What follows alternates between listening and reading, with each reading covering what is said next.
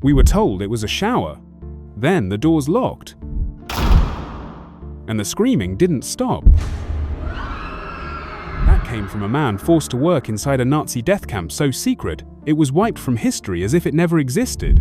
Unlike Auschwitz, these camps had no gates, no names, and no survivors, just smoke and silence. For decades, no one knew they were real, until a prisoner revolt blew everything wide open. The Nazis didn't just want to kill, they wanted to erase. Operation Reinhardt was their blueprint for disappearance, a system designed to murder millions without leaving evidence. Unlike concentration camps with prisoner records, these facilities had one purpose: to make people vanish completely. Treblinka, Sobibor, and Belzec weren't places of imprisonment. They were death factories, camouflaged as train stations, hidden deep in Polish forests far from prying eyes.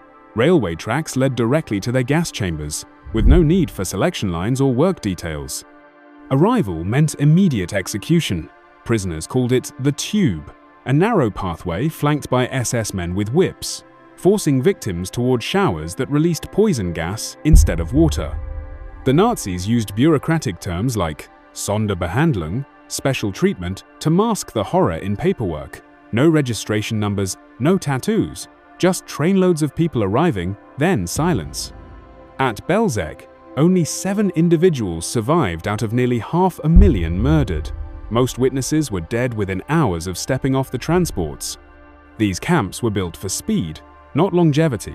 Auschwitz's daily killing capacity was 6,000 people.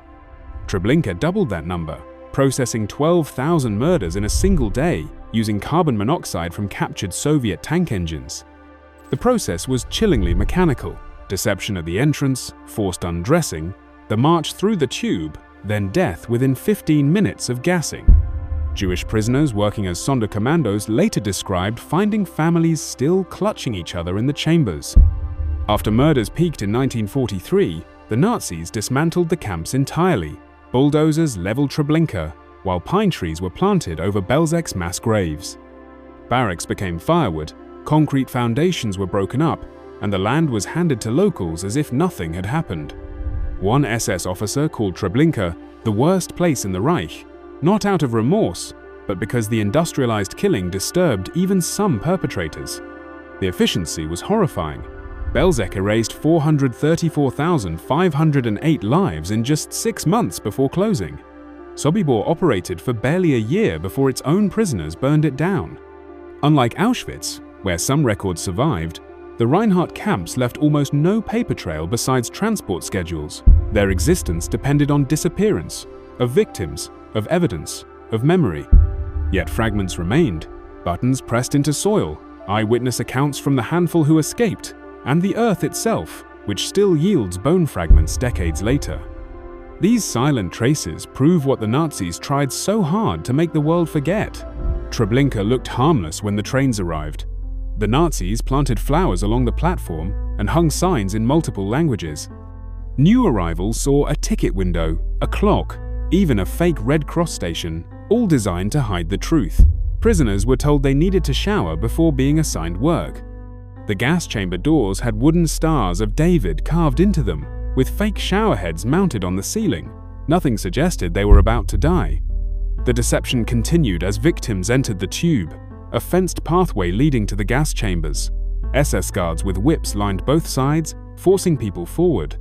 Some realized what was happening when they saw the massive concrete building ahead, but by then escape was impossible. The chambers filled with carbon monoxide from a captured Soviet tank engine.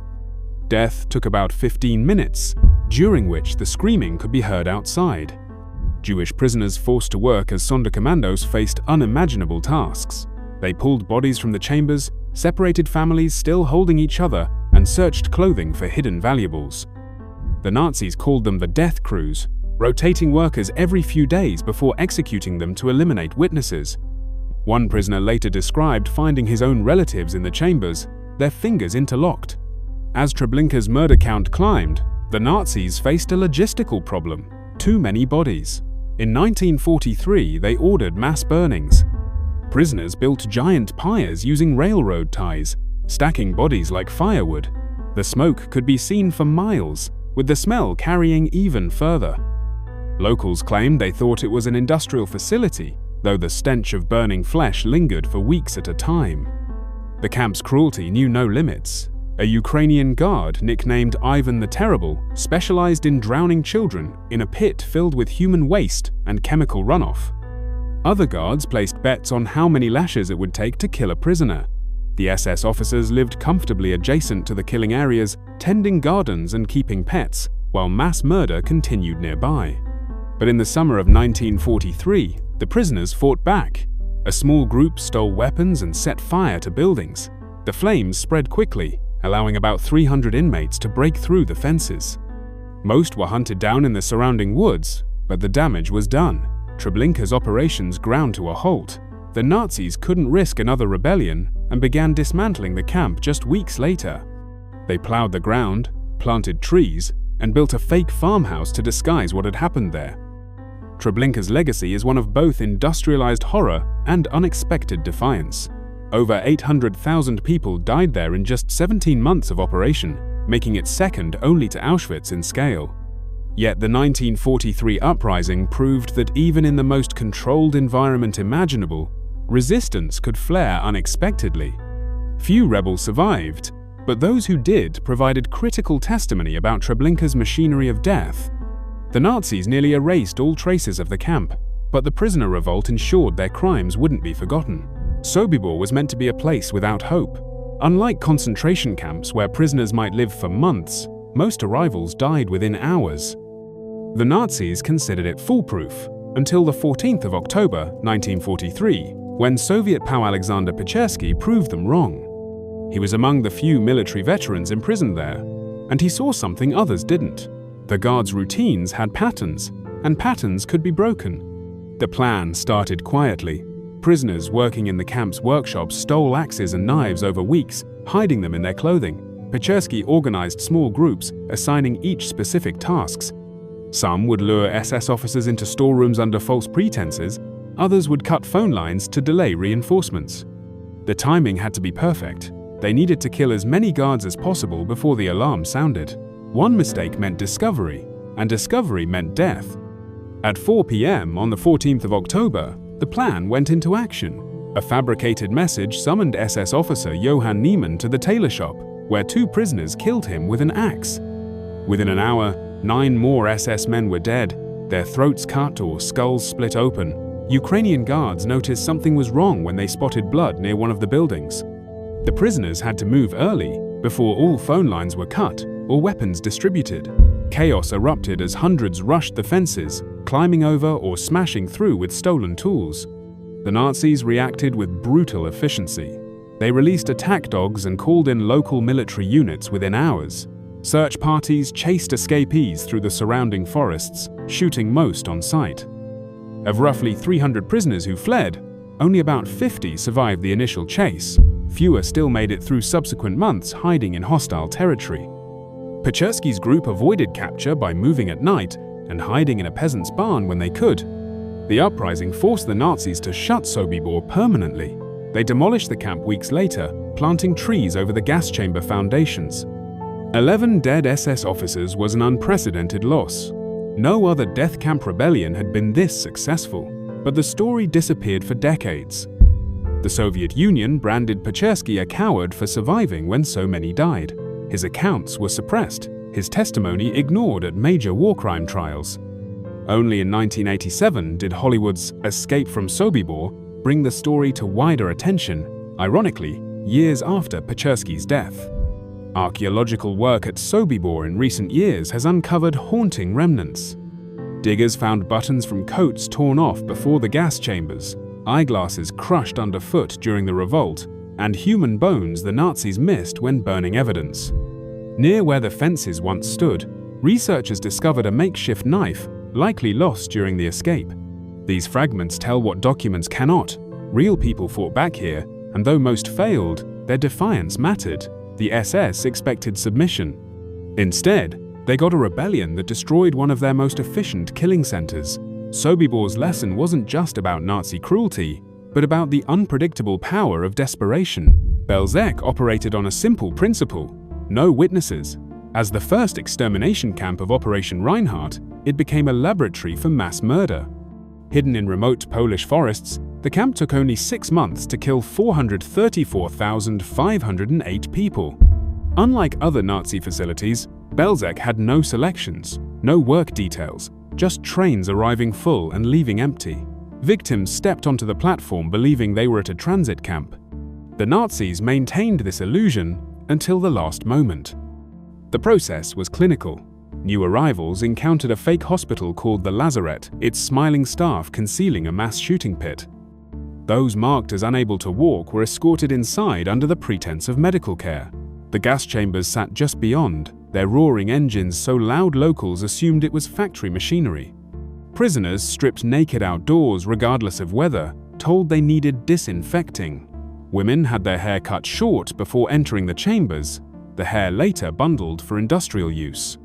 Belzec represented genocide distilled to its essence. The Nazis perfected their methods here before implementing them elsewhere.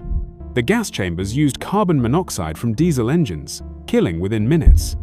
So efficient was the process that one transport could be processed before the next arrived. The camp's small footprint, barely the size of a football field, belied its horrific output. At peak operation, Belzec murdered over 10,000 people daily. Even hardened SS officers struggled with Belzec. One reportedly vomited after witnessing his first gassing. Another complained about needing to shoot children who survived the chambers. The camp commander eventually authorized lethal injections to reduce stress on his men. Few places distilled Nazi cruelty so purely, where every element served extermination, from the fake train station signs to the quicklime poured over bodies. The Nazis dismantled Belzec with the same efficiency they ran it. In 1943, they ordered prisoners to exhume and burn all corpses, 400,000 bodies consumed by open-air pyres. Bulldozers leveled the site, pine trees were planted, and a Ukrainian farmer received the land. When Soviet investigators arrived in 1944, they found only disturbed earth and scattered bones. No buildings remained, no gas chamber foundations, just ashes mixed with soil where entire communities had vanished. For decades, Belzec barely registered in Holocaust history. The lack of survivors, only 7 escaped, meant few could testify. Unlike Auschwitz with its iconic gate, Belzec left no recognizable landmarks. Only in 2004 did a proper memorial emerge, its design reflecting archaeological findings. Excavations revealed ash deposits 20 feet deep in places, containing remnants of human bone and personal effects. Visitors today walk a path of crushed slag, symbolizing the railroad tracks that brought so many to their deaths. What makes Belzec unique is its complete dedication to erasure. Treblinka and Sobibor saw revolts, Auschwitz preserved prisoners for labor, but Belzec existed purely to kill and disappear people. The Nazis succeeded so thoroughly that post-war investigators initially dismissed its death toll as exaggeration. Only decades of research proved otherwise. Beneath those planted pines lay not just bodies, but the blueprint for industrialized genocide, a warning about how easily humanity can be erased when systems prioritize efficiency over morality. The victims left behind no diaries, no hidden photographs, just numbers and the silent earth that absorbed them. The Nazis didn't need barbed wire or watchtowers at Chelmo, just a quiet manor house and a fleet of unmarked trucks. This was the first killing center designed purely for mass murder, operating 7 months before Auschwitz began systemic gassings. Unlike later camps, Chelmo's horrors were mobile. Prisoners arrived at the manor thinking they'd shower before relocation. Instead, guards forced them into trucks with sealed rear compartments. Drivers started the engines, pumping carbon monoxide into the cargo hold. Death took about 10 minutes. When the screaming stopped, the trucks drove to a nearby forest, where workers unloaded the bodies into mass graves. Early experiments with gas vans proved brutally effective. The Nazis used repurposed delivery trucks painted grey or camouflage green to avoid suspicion. Drivers wore gas masks while victims choked in the dark. Some SS officers joked about delivering bread as they transported corpses. The system was deliberately low-tech, no need for train tracks like Treblinka or complex gas chambers like Belzec. Chelmo showed genocide could be done cheaply, requiring just a few vehicles and a secluded forest. One survivor, Simon Treblinka, bore witness to the camp's operations. As a 13-year-old prisoner, his job was to collect valuables from the dead. In the 19th of January 1945, the Nazis shot him in the head before fleeing advancing Soviet forces. Miraculously, he survived, later testifying at war crime trials. His account revealed chilling details: guards forcing prisoners to sing while they worked, the constant stench of burning bodies, and the casual brutality of SS officers. By 1943, Chelmo had murdered over 200,000 picnicked people, mostly Jews from the Łódź ghetto. The Nazis then dismantled the camp, leveling buildings and planting trees over mass graves. But in 2023, archaeologists uncovered a buried gas van near the original site-final physical proof of Chelmo's existence. The rusted vehicle still had traces of modifications for gassing, including pipe fittings for redirecting exhaust fumes. This camp set the template for all future extermination sites. Its methods, deception, mobile killing units, and rapid body disposal were replicated across Eastern Europe. Yet Chelmo remains obscure compared to Auschwitz or Treblinka. The reasons are grimly logical: fewer survivors, less physical evidence, and the Nazis' success in erasing traces. Most victims arrived with no records, died within hours, and left no graves.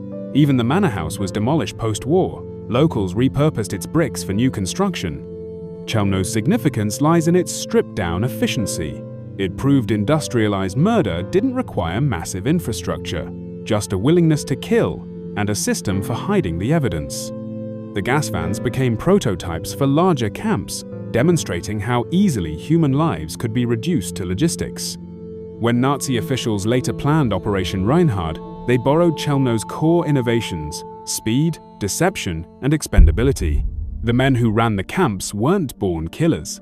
They were ordinary Germans, mechanics, teachers, farmers, recruited into the SS with promises of adventure and racial superiority. Theodor Eicke, architect of the SS Death's Head units, specifically targeted teenagers and young men under 20. These recruits often came from poor backgrounds, drawn by the uniform's prestige and steady pay during economic hardship. Eicke's training camps like Dachau deliberately broke down moral barriers, teaching guards to see prisoners as vermin rather than humans. The Death's Head symbol on their uniforms wasn't just decoration. It marked them as an elite force, answerable only to Hitler. Daily life for these guards mixed bureaucratic routine with casual cruelty. At Sobibor, SS officers picnicked beside burning pits while discussing household matters. Treblinka guards bred prize rabbits just yards from the gas chambers, showing more concern for their pets than the thousands dying nearby. The most disturbing reality? These weren't fanatical killers initially, just ordinary men conditioned to obey orders without question. Eicke's system rewarded brutality while punishing hesitation. Guards who expressed reluctance faced transfer to the front lines, a fate many feared more than complicity in genocide.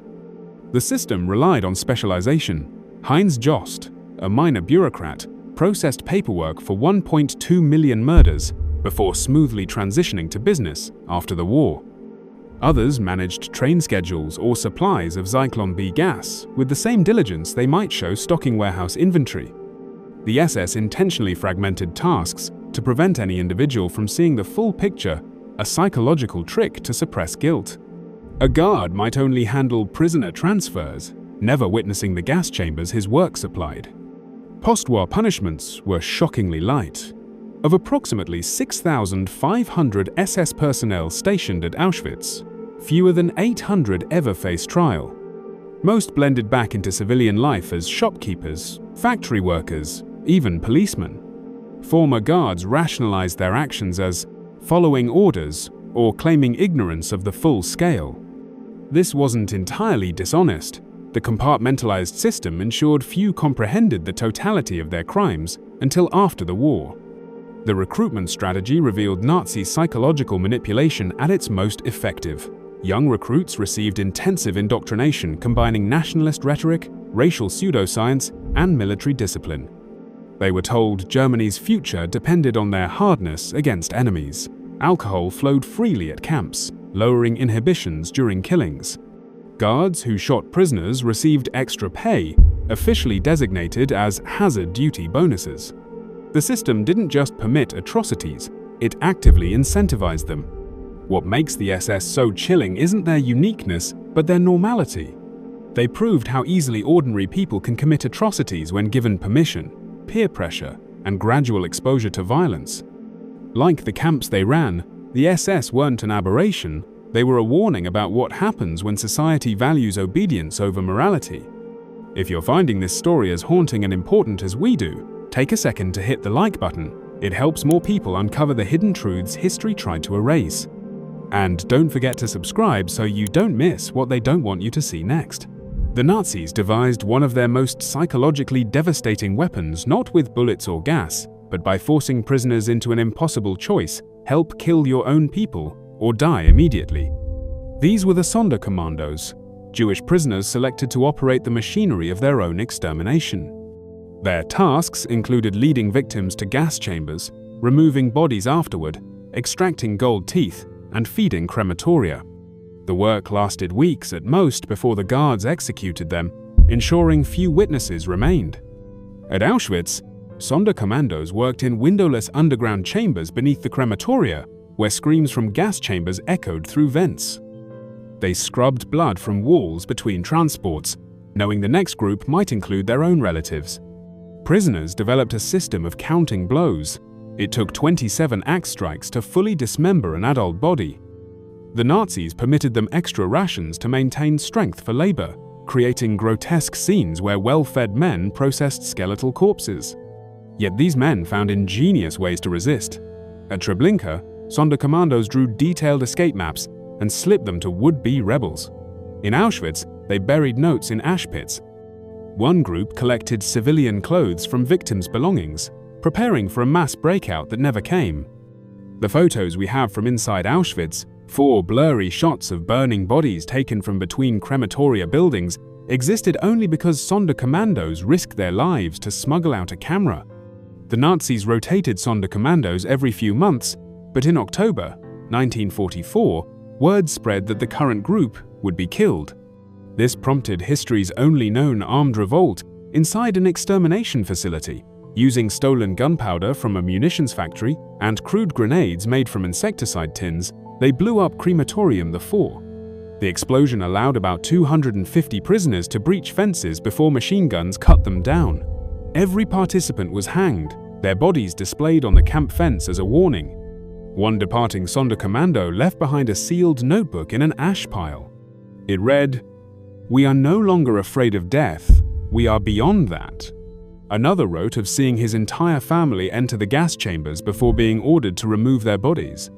These weren't hardened criminals, but teachers, tailors, and students, suddenly plunged into hell. Some kept religious rituals, whispering prayers while handling corpses.